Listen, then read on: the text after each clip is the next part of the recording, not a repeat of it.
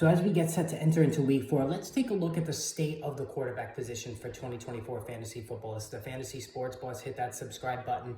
Um, when it comes to the quarterback position, during the summer, I shared with you guys the notion that I thought, the top three, which was, generally Patrick Mahomes, Josh Allen, and Jalen Hurts, I thought each one of them had warts that made using an early round pick on them more shaky than it was the year before.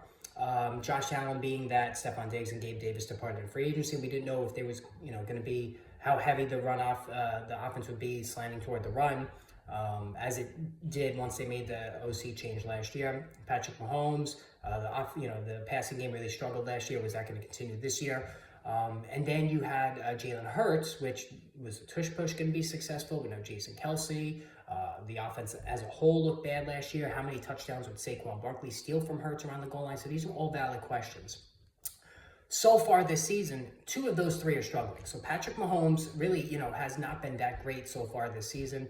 And Jalen Hurts himself has just been a turnover machine to the point that with pretty much all, both Devontae Smith and A.J. Brown injured, do you even think about benching him this week outright? So that's something that you can consider as well, especially if you have a good backup like a Jaden Daniels on your bench, or even Sam Darnold. And speaking of Sam Darnold, let me get back to Josh Allen. But Josh Allen has been the exception. He is QB1 going into week 4, coming off a ridiculous game against Jacksonville. 2 of the 3 games he's been beyond dominant, posting 30-plus fantasy points. So he has been as advertised, no doubt about it.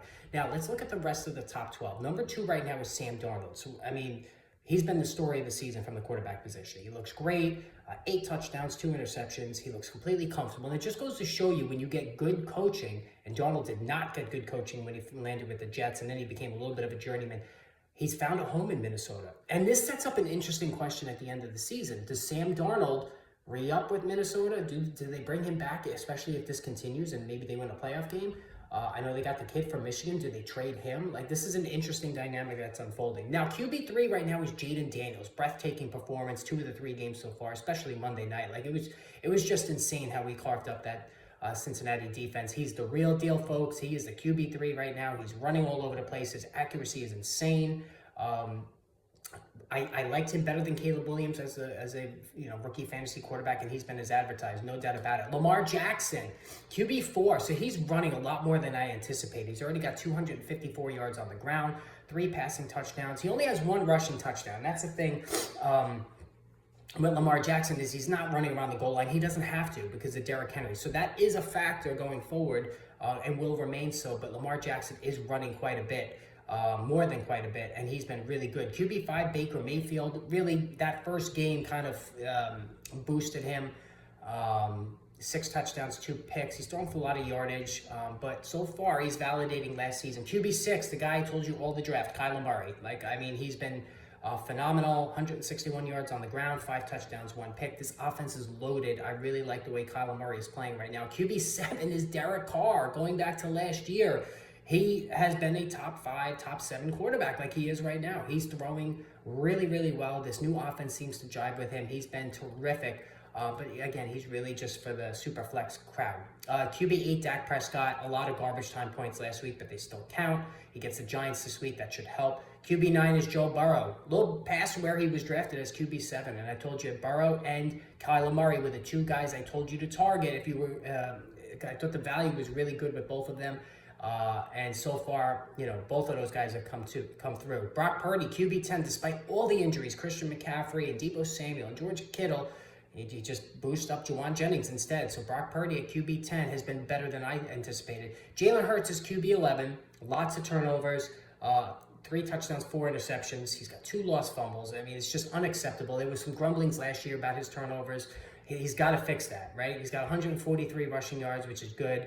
1 rushing touchdown, though. So that's the problem. Saquon Barkley, I believe, has 5 rushing touchdowns. So we're seeing now Barkley take touchdowns away from Hurts. This is not what you want to see if you're a Hurts owner, and now that everybody is hurt among the wide receivers there. And Aaron Rodgers is QB12, another value. So Rodgers looking really good, multiple touchdowns, each of the last 2 games. I'm really liking the way he's playing. It looks like he hasn't lost a step there at all. Patrick Mahomes is QB13, Geno Smith QB14, CJ Stroud is QB15. All right, so again, another top guy who's not justifying his draft slot right now. Daniel Jones is QB 16. Deshaun Watson, QB 17. And here's the big one, guys. Anthony Richardson is QB 18. QB 18, a guy I said in the summer was going to either win you the league or lose you the league. And right now he's losing you the league. He looks awful. He looks terrible. He can't hit the broadside of a barn right now throwing the football. And now they're really just going to ride out Jonathan Taylor for the time being by the looks of this offense. Guys, let me know what you think of the quarterbacks. Did you hit on yours? Did you miss? Post in the comments. And again, hit that subscribe button. We're going to be posting more videos throughout the course of the day because we have our first injury report coming out today. So stay tuned.